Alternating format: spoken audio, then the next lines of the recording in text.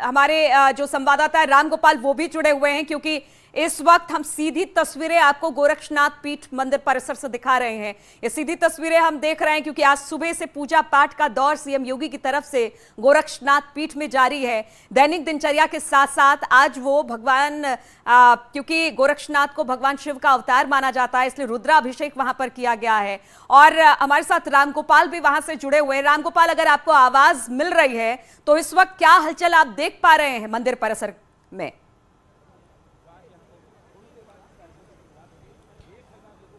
पहली अपडेट तो ये बता दें कि आज जो है मुख्यमंत्री योगी आदित्यनाथ करेंगे और अब जो रुद्राभिषेक चल रहा था वो अब खत्म हो गया है। अब से कुछ ही देर बाद 10:15 के बाद वो गोरक्षनाथ मंदिर से निकलेंगे और एयरपोर्ट जाएंगे।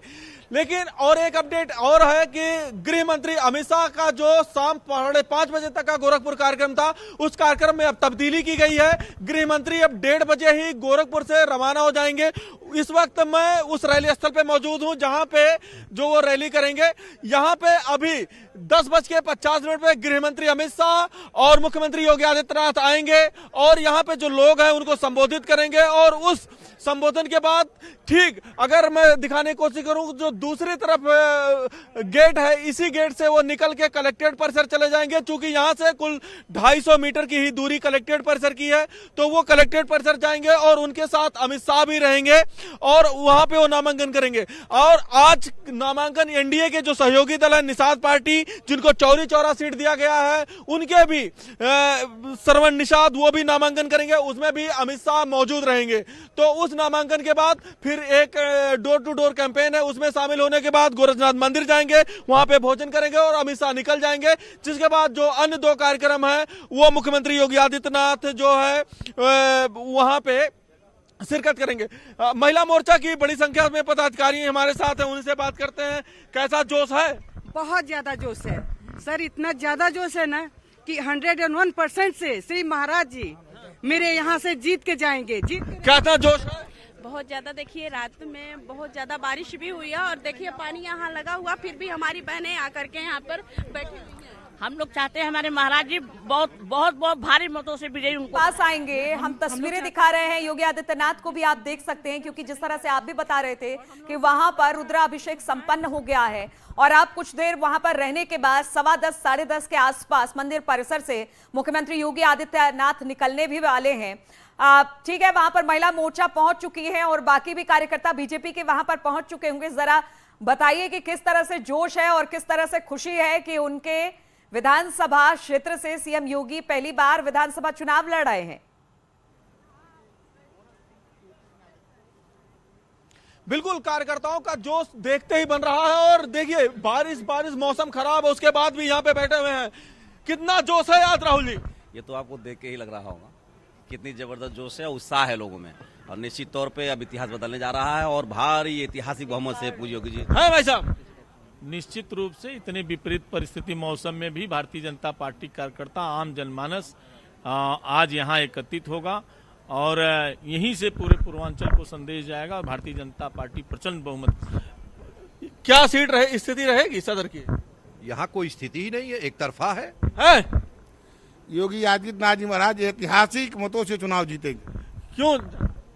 पूज्य महाराज जी ऐतिहासिक मतों से जीतेंगे। उत्साह से लवरेज हैं पूरे कार्यकर्ता। उत्साह से लवरेज है कार्यकर्ता? एकदम उत्साह से, हाँ एकदम भरपूर। बिल्कुल उत्साह से लवरेज है और तस्वीरें भी हम आपको दिखा रहे हैं। मंदिर परिसर में पूजा अर्चना करने के बाद अपने गुरुओं की भी पूजा अर्चना की है, आराधना की है मुख्यमंत्री योगी आदित्यनाथ ने। और अब से कुछ देर में मंदिर परिसर से निकलेंगे तो सीधे अमित शाह को रिसीव करने पहुंचेंगे, क्योंकि आज इस नॉमिनेशन फाइल के दौरान अमित शाह यानी गृह मंत्री अमित शाह भी उनके साथ रहने वाले हैं। तस्वीरें लगातार हम दिखा रहे हैं। प्रशांत जी, जब भी कार्यकर्ताओं से बात की जाए, गोरखपुर की जनता की बात की जाए, तो उन्होंने कहा कि कोई डाउट ही नहीं है, यहां से मुख्यमंत्री जीत कर आएंगे और हम उन्हें जिताएंगे।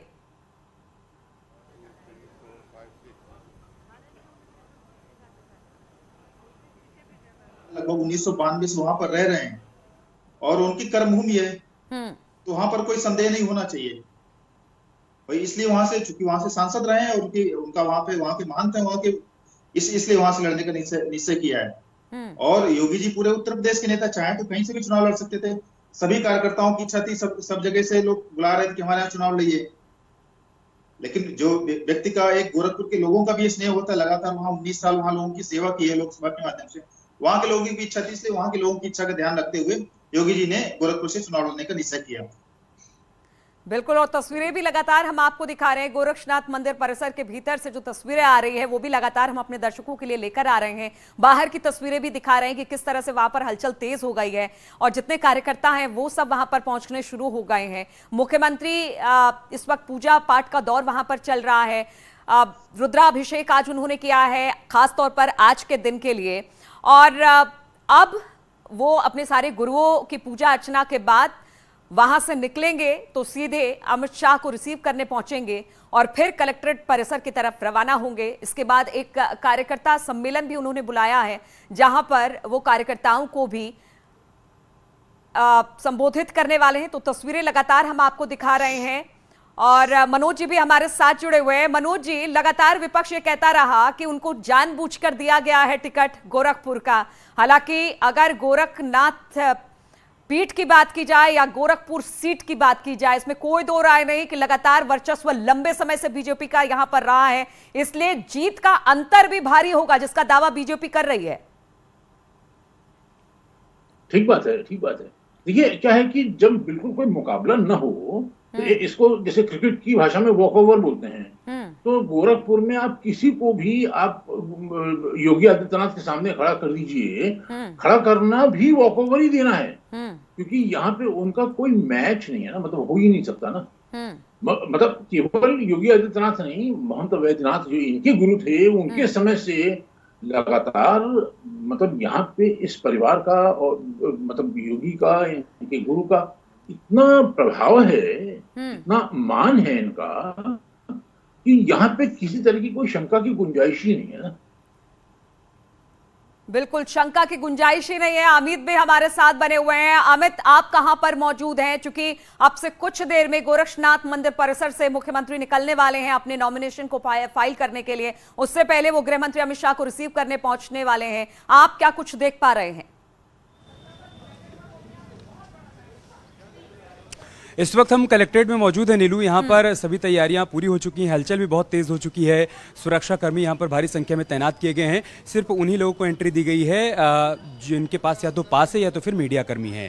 इसके अलावा आपने बताया कि अब से थोड़ी देर बाद गृह मंत्री अमित शाह जाएंगे तो सीएम योगी आदित्यनाथ उनको एयरपोर्ट पर रिसीव करेंगे और फिर महाराणा प्रताप इंटर कॉलेज जाएंगे, वहां पर कार्यकर्ता सम्मेलन को संबोधित करेंगे और जहां कार्यकर्ता सम्मेलन को संबोधित करेंगे वहां से कलेक्ट्रेट की दूरी मुश्किल से 500 मीटर के आसपास है। मतलब वहां से यहां तक पहुंचने में 10 से 15 मिनट का समय लगेगा और फिर 11:40 से लेकर 12:10 तक का समय निर्धारित किया गया है जब उनको नामांकन करना है। एक बार हम चाहेंगे कि आप कलेक्ट्रेट परिसर की तस्वीर भी आप देख लीजिए।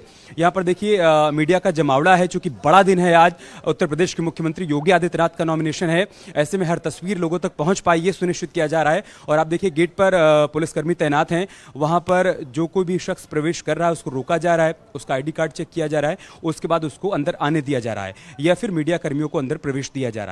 ये तो हो गई सुरक्षा की बात। और आप दूसरी तरफ देखिए ये वो गलियारा है जहां से होते हुए ये देखिए यहां पर भी एक बार एक सुरक्षा चक्र बनाया गया है, यहां चेक किया जाएगा जिनको भी अंदर जाने दिया जाएगा और फिर इसी गलियारे से होते हुए सीएम योगी आदित्यनाथ आगे बढ़ेंगे और फिर कमरा नंबर 24 में नामांकन की तमाम तैयारियां पूरी हो चुकी हैं, वहीं पर उनको नामांकन करना है।